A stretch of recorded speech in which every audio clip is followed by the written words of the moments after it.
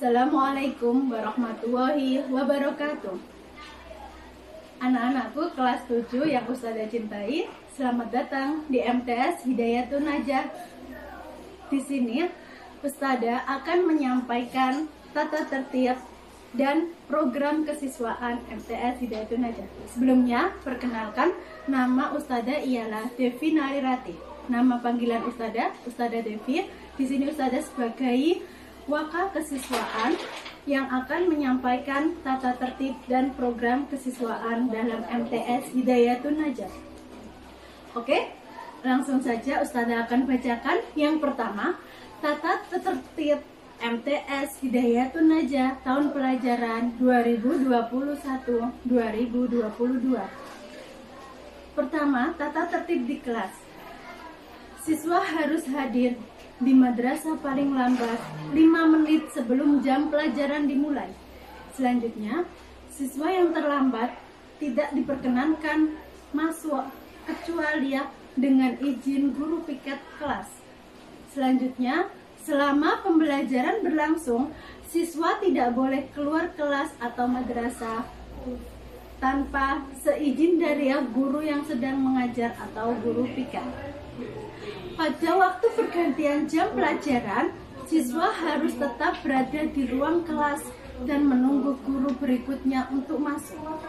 Tidak diperkenankan untuk anak-anakku keluar jam pelajaran atau keluar pada waktu guru belum masuk. Selanjutnya, apabila hingga 5 menit dari jadwal guru berhalangan masuk kelas, maka ketua kelas wajib melapor kepada guru piket untuk mendapatkan tugas atau mendapatkan guru pengganti mapel yang kalian ada di kelas ini. Selama jam madrasah, siswa tidak diperkenankan keluar dari pekarangan madrasah. Selambat-lambatnya 60 menit setelah jam pelajaran berakhir, siswa sudah meninggalkan madrasah. Yang terakhir, pada hari libur atau di luar hari belajar, siswa yang akan melakukan kegiatan di madrasah atau di luar madrasah harus mendapatkan izin tertulis dahulu dari kepala madrasah. Itu adalah tata tertib di kelas ya nak ya. Jadi Ustazah mohon untuk anak-anak ke kelas 7 ini yang belum tahu, dicermati lagi. Nanti kalau kalian belum paham, videonya bisa diulang lagi. Selanjutnya, tata tertib untuk absensi atau masuk kalian. Yang pertama, bagi siswa yang tidak hadir di madrasah, harus ada izin dari pendamping pesantren atas ketidakhadiran siswa beserta alasannya. Alasannya sakit atau izin atau bagaimana, nanti diberitahukan oleh pendamping pesantren. Selanjutnya nomor 2, apabila ketidakhadiran tersebut karena sakit dan lebih dari 3 hari, harus ada surat keterangan dokter atau pemberitahuan langsung dari pendamping pesantren atau wali murid kepada wali kelas atau guru piket. Selanjutnya yang nomor 3, apabila siswa terjadi hal sesuatu yang direncanakan tidak masuk madrasah, maka orang tua atau pendamping siswa di pesantren harus mengajukan surat permohonan izin kepada kepala madrasah. Oke, yang terakhir, kehadiran siswa di madrasah sekurang-kurangnya 90% dari hari efektif madrasah. Di sini ya, kenapa 90% nak? Kalau kalian di umum biasanya kan di rumah. Kalau sekarang kalian kan posisinya sudah di pesantren, sudah di pondok. Jadi otomatis guru kalian sudah tahu keberadaan kalian di pondok. Lebih efektifnya 90% untuk masuk sekolah. Di situ globalnya tata tertib di kelas dan tata tertib absensi. Nanti untuk tata tertib yang buahnya itu di pesantren atau di pondok meliputi dari tata tertib ubudiyah, tata tertib keamanan, tata tertib kebersihan dan lain-lain. Nanti akan lebih jelasnya ada di buku panduan kalian yang akan dibagikan waktu kalian sudah masuk nanti di MTS Hidayatun Najah. Mudah-mudahan pandemi ini segera berlalu, jadi kalian bisa masuk kembali seperti semula, bisa belajar kembali di sekolahan seperti harapan kami para ustadz-ustadzah di sekolahan maupun orang tua kalian di rumah. Sehat-sehat selalu anak-anakku. Selanjutnya, dari tata tertib itu ada juga larangan yang harus dijauhi, bukan harus, ini wajib dijauhi anak-anakku semuanya di sekolahan maupun di pesantren. Di sini ada 14 larangan. Kenapa banyak, Nak? Karena 14 larangan ini ada yang dari sekolahan, ada yang dari pesantren. Jadi saya mohon mewakili dari ustadz-ustadzah, anak-anakku, ini larangan ini harus wajib dijauhi. Ke-14 ini ada yang terdiri dari larangan biasa atau larangan ringan, ada yang kedua larangan sedang, dan ada yang ketiga larangan berat. Larangan di sini 14 ini terbagi 3. Yang pertama ringan, sedang, dan berat. Oke, Ustadzah mulai dari larangan yang ringan sampai dari yang terberat. Tapi ini ada 14 larangan. Ustadzah bacakan satu persatu biar kalian tahu apa saja larangan yang harus saya jauhi sebagai siswa-siswi MTS Hidayatul Najah. Larangan yang pertama, melakukan kegiatan atau kerjasama dengan pihak-pihak dari luar madrasah tanpa seizin kepala madrasah. Di sini kalian kan sudah masuk dalam pondok atau pesantren, jadi tidak ada kegiatan di luar tersebut. Terus yang kedua, melakukan kegiatan dengan mengatasnamakan madrasah di dalam atau di luar madrasah tanpa izin kepala madrasah. Jadi ya, tidak ada namanya misal kalian ada kegiatan di luar, misal bersama teman-teman, tapi kalian bilang disuruh sekolahan. Nah, itu sangat fatal, nah, tidak boleh.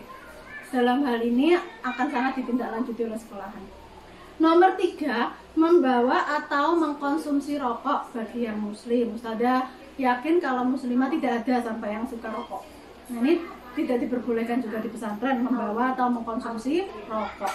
Selanjutnya yang keempat, bermusuhan, bertikai, berseteru, atau berkelahi dengan siapapun. Nah, kalian itu dalam sekolahan, dalam pesantren itu satu keluarga, nak ya. Sama temannya harus saling menyayangi. Jadi nggak ada yang namanya bermusuhan, bertikai, berseteru. Pokoknya nggak ada bullying juga di sekolahan. Stop bullying. Yang kelima, menyembunyikan atau mengaktifkan peralatan elektronik seperti HP, radio, MP3 dan sejenisnya selama KBM berlangsung maupun di pesantren.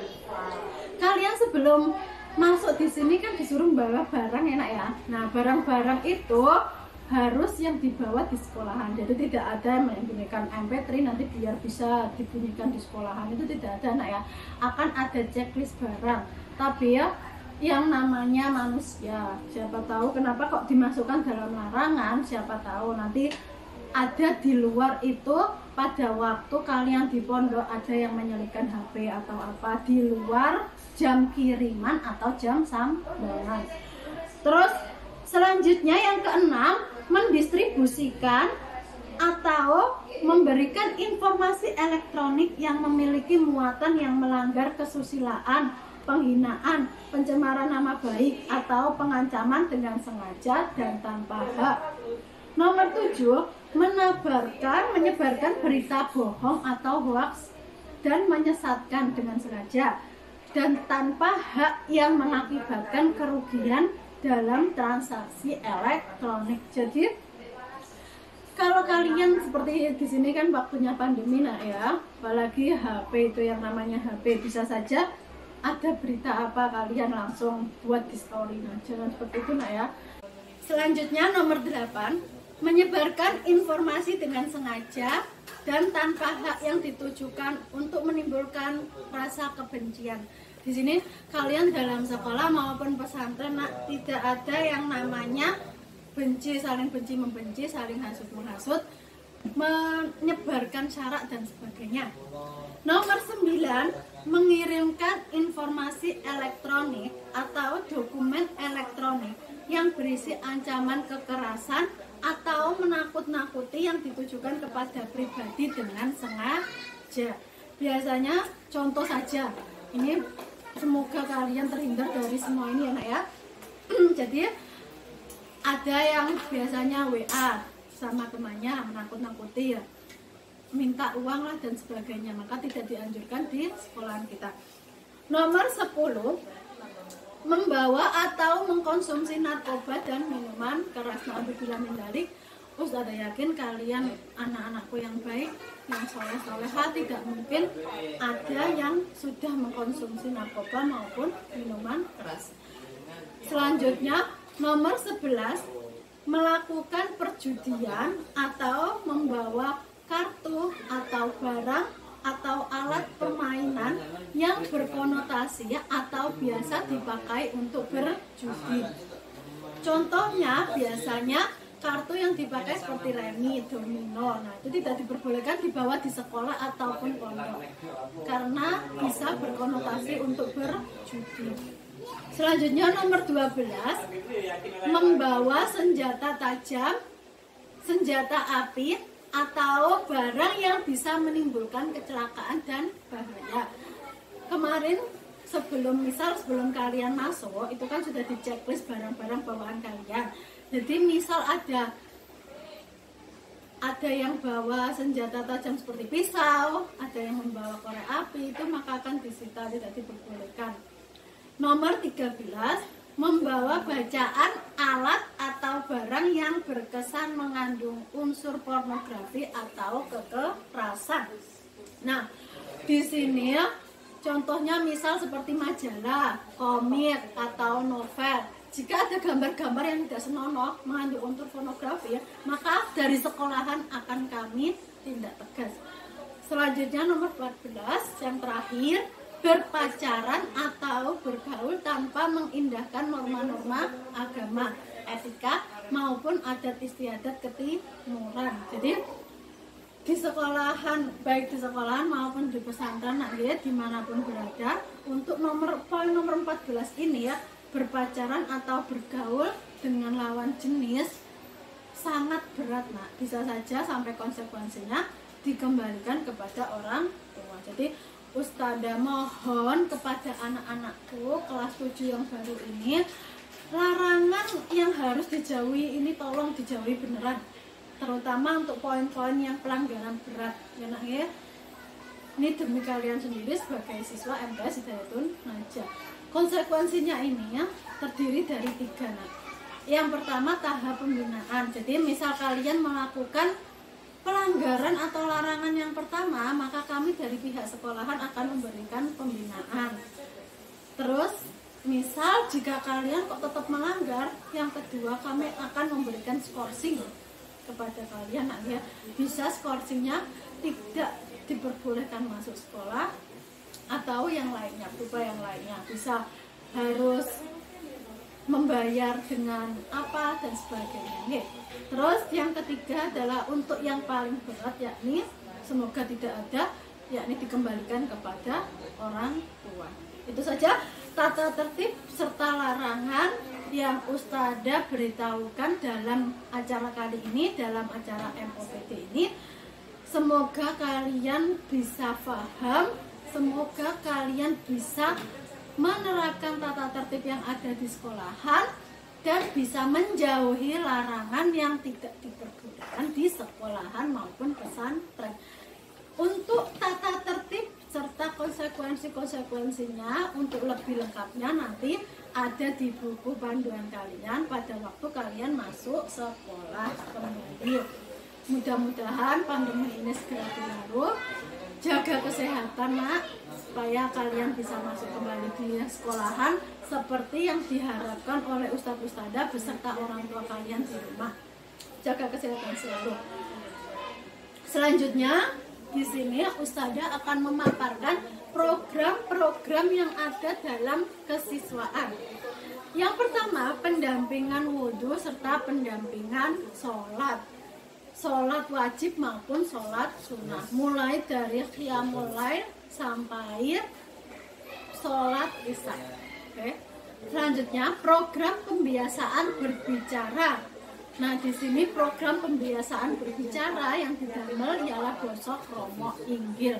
Yang dipakai basa krama inggil. Ini program pembiasaan berbicara ini baru nak ya. Nah, jadi di sini nanti kakak-kakak kalian yang kelas 8 dan kelas 9 sudah dimulai pembiasaan berbahasa krama inggil. Mungkin Ustazah tahu dari kalian kelas 7 ini anak-anakku ada yang dari lingkungan kota yang biasa menggunakan bahasa Indonesia ataupun yang di desa yang biasa menggunakan bahasa Moko. Jadi di sekolah ini nak Ustazah kasih tahu kan hanya ada 2 bahasa yang digunakan di sekolah maupun di pesantren. Yang pertama bahasa Indonesia, yang kedua bahasa krama inggil. Jadi jangan khawatir anak-anakku, jika kalian belum bisa bahasa krama inggil, kalian bisa menggunakan bahasa Indonesia terlebih dahulu. Saya yakin kalian sudah bisa bahasa Indonesia. Nanti bahasa krama inggil ini ya sedikit demi sedikit dipelajari di sekolahan. Kita akan saling belajar dengan ustaz-ustazah. Selanjutnya, karena sudah ada program pembiasaan, maka nanti akan ada pendampingan dan pengawasan praktek berbahasa yang baik dan benar. Terus selanjutnya program kesiswaan ialah menerapkan 6S. Yang pertama, salam. Yang kedua, salim. Yang ketiga, sapa. Yang keempat, senyum. Yang kelima, sopan. Dan yang keenam, santun. Oke? Selanjutnya, mendoakan orang tua setiap baca sholat, baik sholat sunnah maupun sholat wajib. Kenapa nak kita harus mendoakan orang tua? Karena itu tujuan orang tua kalian memondokkan kalian di pesantren, enak kan? Supaya orang tua kalian didoakan setiap kali kalian selesai sholat.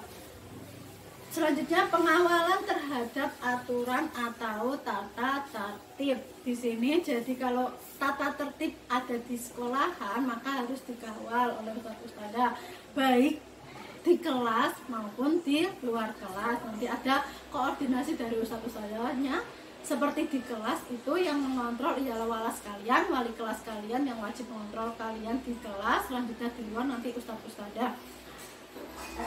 Program selanjutnya ialah home visit atau komunikasi dengan musyrif-musyrifah. Musyrif-musyrifah, apa itu musyrif-musyrifah? Musyrif-musyrifah itu ialah pendamping kalian di pondok.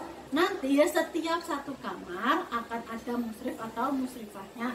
Bagi muslim nanti akan ada satu pendamping yakni musyrif. Kalau muslimah nanti didampingi musyrifah. Home visit ini kenapa kok dengan musyrif-musyrifah nak? Kalau di sekolahan biasa kan dengan orang tua nih. Nah, karena kalian kan di pondok itu nanti kalian interaksinya sama musyrif-musyrifah. Jadi musyrif-musyrifah itu orang tua kalian di pondok.